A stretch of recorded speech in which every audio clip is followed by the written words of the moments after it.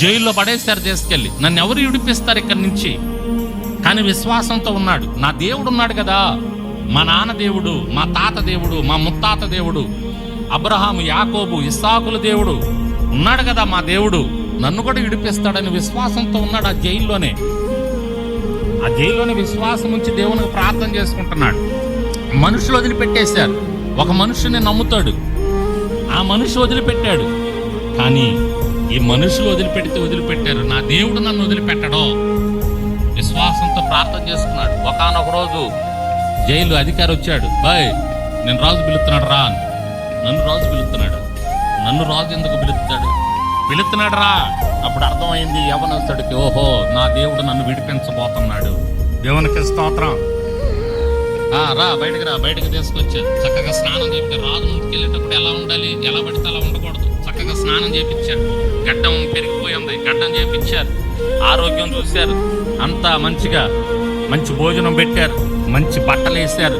రాజు ముందుకు తీసుకెళ్ళారు. రాజు ముందు నిలబడ్డాడు. ఏంటి నా పరిస్థితి ఎంత మారిపోయింది?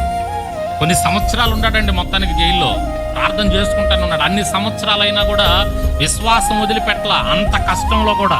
జైలు అంటే మామూలు విషయం కదా, ఆ రోజుల్లో చాలా నరకం అనిపించాలి ఆ జైలు అంటే. అట్లాంటి జైల్లో కొన్ని సంవత్సరాలు ఉన్నాడు, కానీ విశ్వాసంతో ఉన్నాడు. దేవునికి స్తోత్రం.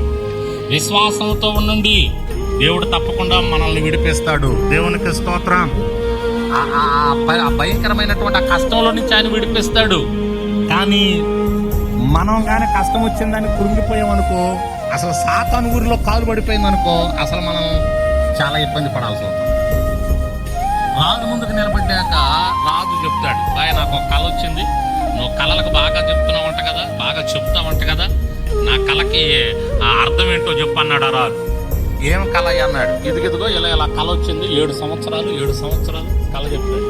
ఇదిగోయా 7 సంవత్సరాలు బాగా పంట పట్టింది, 7 సంవత్సరాలు పంట పట్టదు నీ రాజ్యంలో అన్నాడు. రాజుకి అది కరెక్ట్ అనిపించింది. ఇదిగో నీకే ఇచ్చేస్తున్నాను ప్రధానమంత్రి పోస్ట్ అన్నాడు. దేవునికి స్తోత్రం.